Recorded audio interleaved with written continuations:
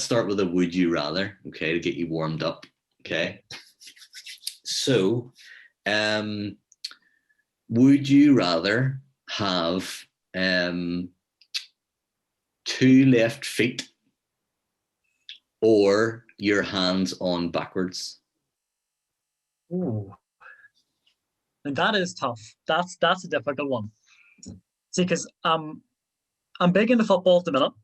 Currently playing for a team. So the 2 left feet's an issue because I am right-footed, and I have no left foot. It might as well not be there. On the other hand, as a sort of professional thing, I would use my hands a lot for computers and drawing and stuff. So the backwards thing's a big problem. I think I'd rather have the 2 left feet. I think. So you make more money as the left footer, so when you hit the big time, you'll earn a bit more, maybe. True. You're more in demand. So okay. Somebody would like to know: do you use hair gel? I do. And I will follow it up with what kind of hair gel do you use? I use a sort of gel wax. So it has like a very kind of matte finish. So you can't really tell there's sort of product there at a glance. And then sometimes you touch it up with a little bit of hairspray, just holds the look, when you need it. Yep, sure. Modern man right there, ladies and gentlemen. Yeah. I hope that helps the person who asked that. Before this started, we were talking about hairstyles and where we're going to go bring back the mullet properly in Dungannon.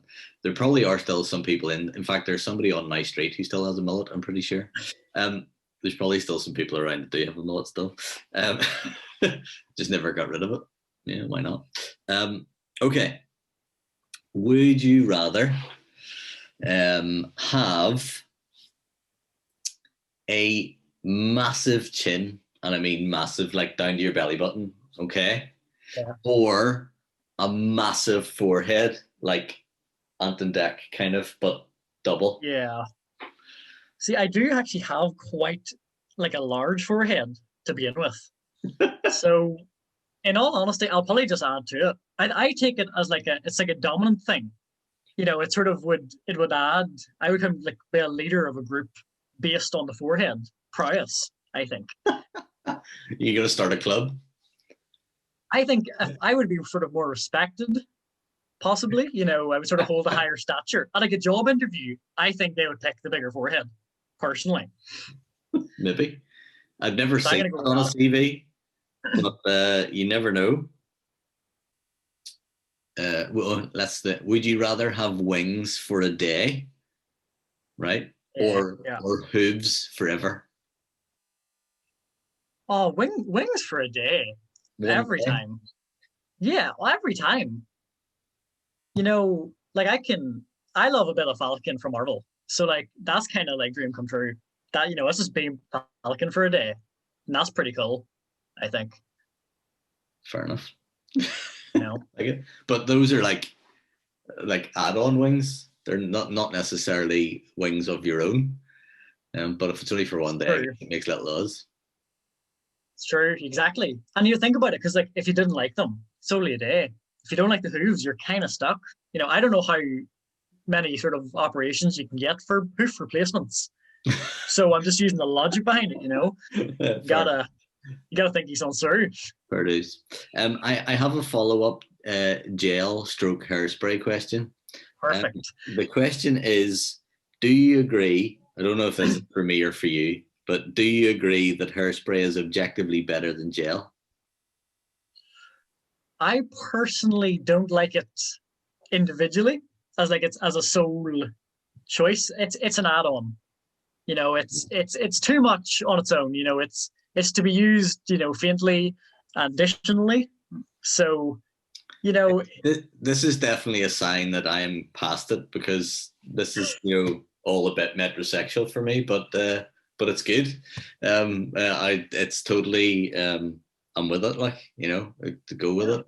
I am just so far beyond being bothered with any. that just sounds like way too much effort for me.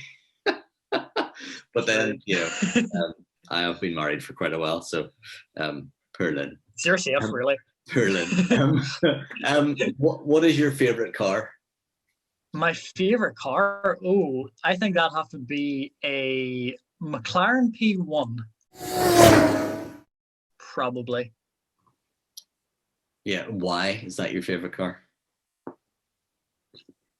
I have a lot of kind of favorite cars. I would normally go a more vintage, sort of Aston Martin DB5. Probably, but at the minute, like the McLaren's kind of the top. And honestly, I don't really have a reason. It's just sort of one of those little treats. Just, you don't know why you love it, but you do. I have an oddly specific follow-up question to that too. Yeah.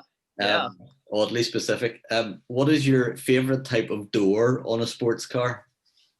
Type of door? Okay, yeah. Oh, that's between a suicide door and a gullwing door. That's so not conventional anyway. No, I mean, I'm a product designer at the end of the day, so you gotta have some element of sort of creativity to it. I think a gullwing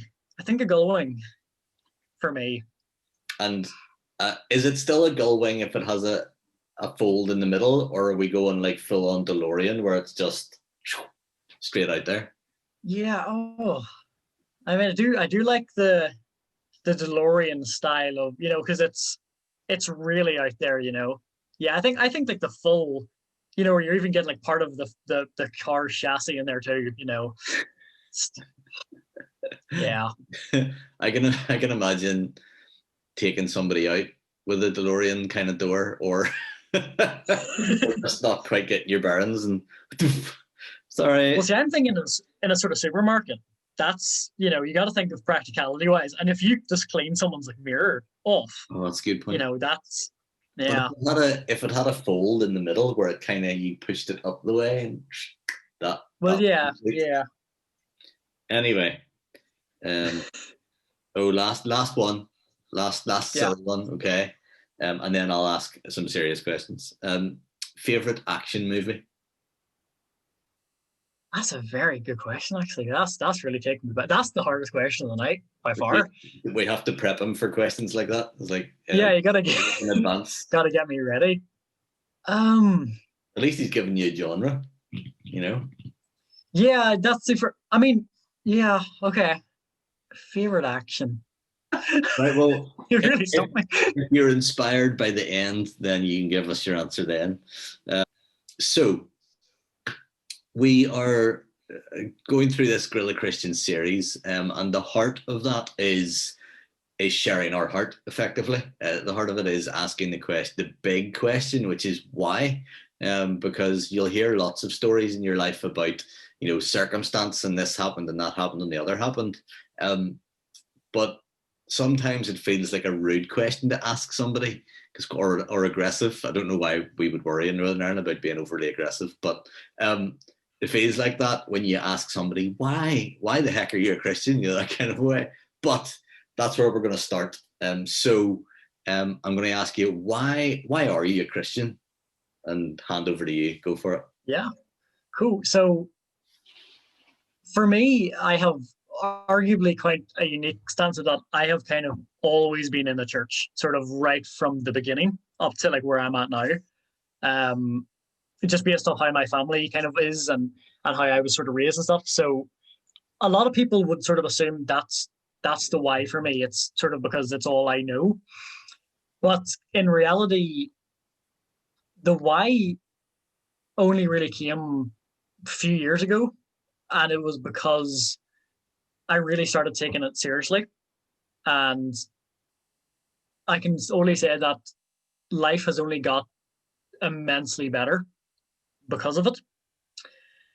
And it's actually just through the immense faith of a few individuals in particular that I have no doubt that there is a much greater power at work and doing great work, in fact. And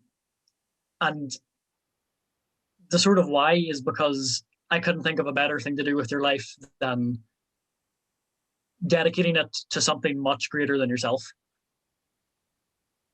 Cool. Thank you. That's a really good place to start. So there's you've put it out there already. You can't think of anything better to do than devote yourself to something much bigger than yourself. And that thing being God. It doesn't get any bigger than that. So what was it then that made you go from sort of I'm guessing a friend of mine has this phrase, faith on an apron string, and it's where you've been brought up in the church, but you've never really taken it that seriously, and you've kind of, you know what to say and how to say it and when to say it and all the rest of it, but at some point you go and you cut the apron strings and you're all on your own, and you go, oh right, what did that for you? What was it that made that switch? Yeah, again, it was the influence of sort of several really important people in my life specifically. And I would bring it down to hundreds of people overall, but two always come to mind straight away. One is my older brother, Richard, or Richie as he goes by, and then who is my now current fiance, Grace. Those two were two really big, important people in my life that kind of helped me make that push. And yeah, what sort of was the driver was I was sort of in high school at that stage and coming up to sort of, I suppose I would have been sort of finishing GCSEs, maybe moving on to A-level stage where things were really stressful, and honestly my life was kind of taking a dip. I was pretty stressed with it and I wasn't really enjoying anything. And it was really through my older brother Richie, who has this amazing, tremendous faith, and how he's basically told me, like, kind of go and pray, go and do these things, go and read, just try it and see, because it worked for him. And that was just such a big push, and that probably was one of the first kind of breakers to get me into it. And then, like I say, when I met my current kind of fiance now, Grace, she is an amazing Christian, and their entire family are. And seeing just how an incredible impact that had on the family as a whole, especially as a family who weren't initially Christians. They weren't a Christian home until sort of 10-ish years ago. As soon as I met that family, I could just sort of tell that God had such an influence on them. And I could just think of nothing better to kind of get into that and really get hooked on that feeling. So those were two really, really big pullers for me. And I think just sort of on the final of the topic, the real catch for me was I once just was at a church service that I thought was not like everything else I'd been to, but it was actually taken by a guy, Ian Knox. I actually still have the kind of sheet of the order of worship actually on my wall, because it's such an impactful service to me. It was the 17th of March 2019, as a matter of fact, and he did a sermon. It is the best sermon that I've heard to date. It just had such a lasting impact on me. And I remember when he came to pray towards the end of the sermon, I just said in myself, God, if you're there, let me know. And there's no other way to describe it outside of I thought I was sort of floating. Like, my heart was physically beating out of my chest. Like, I could see, as I looked down, I could see my kind of like shirt actually pumping. And from that moment on, there's no doubt in my mind that he's at work in every single person, but especially I could sense he was there for me. And there's no way I can turn back now. It's definitive from that point onwards. Cool. That's really cool. That was like 2 weeks after I started at DPC. I started on the 4th. So that's there you go. Officially on the 4th. I was there a couple of weeks before that, but Yeah, that's really cool. So you've got this, there's nothing better. You've also got this sort of a visceral experience of God, of being able to communicate and pray to Him, and Him answering said prayer in a real obvious kind of way, and an immediate way as well. And that's kind of like that you could maybe phrase that as this mountaintop kind of experience. Has there been a time that has been tough and faith has helped, or is your faith just is faith just for the good times? Yeah, I will admit that I've had a lot of times in my life where faith is only for the good times. I've really fallen into kind of dark places and really difficult scenarios that just do feel like there's no getting out of. But just actually coincidentally recently, I've kind of been falling into one of those times, and I kind of just actually pushed back a little bit. I sort of wasn't. I was still sort of reading and praying, but I wasn't taking it seriously enough. And I know that for sure. And it just came to a point of people kept sort of saying to me, just keep praying, keep doing what you're doing. It's going to work. And yeah, it was just sort of that sort of blind hope that things will get better if I do it. And yeah, it did massively, because as soon as I really started believing that it would, when I started having actual faith that, God is there, good and bad, which is something that I sort of had lost during that little period. As soon as I got that in my head, things just shot up, skyrocketed back, and sort of I was almost back at the top of the mountain again from being way, way at the bottom. So yeah, that experience of God is there, good and bad, is almost something I've kind of had to relearn a couple times, because I've actually sort of fallen into this pit hole before, but this is one of the biggest ones I've climbed out of, and yeah, I think this one will probably be the kind of everlasting of it's there all the time, no matter what, good and bad.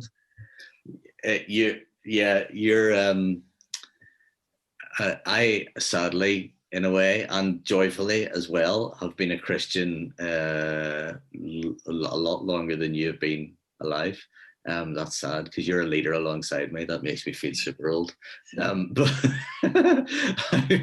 I've been a Christian for 31 years. And I can tell you now that it's every time that you recover from something like that, or every time your faith can be strengthened, it is really good, but it only stands you in good stead for the next time that it is shaken, the next time that you do have a lull and a low point, or something happens, because it will come. It says in the Bible there will be trouble. It promises that. And that doesn't change when we're Christians. And I think, and you've obviously discovered that and been through that. And I know that you've had a rough time. I think you undersold it, rightfully. That you've had a rough year or so. And that's not just to say like we've all had a rough year, blah blah blah, but it's been especially difficult for you. So keep. I would advise the young people as well as myself, after 31 years of following Christ, you need to keep doing the things of talking to people, and when appropriate, see a doctor, and talk to a counselor, or talk to your friends, or get a hug from somebody who you're actually allowed to hug. At the minute, or whatever it is, you got to do all those things, as well as just exactly what you've been doing, is keep praying, keep the lines of communication open, because every good relationship is built on communication. When communication breaks down, the relationship becomes strained, and praying is our way of communicating with God. And so if you keep doing that, you keep the lines of communication open, and it's not just him going, "Come on, Phil, listen to me." It's it's a two-way thing, and you've offered that up even when you didn't feel like it, which is just a great show of faith for me. That's really encouraging for me, and an old hand, as they say. Thank you so much for joining and helping us to let us grill you. Thank you for your openness and your answers. If there's any extra follow-up answers, I'll message you. but thank you so much.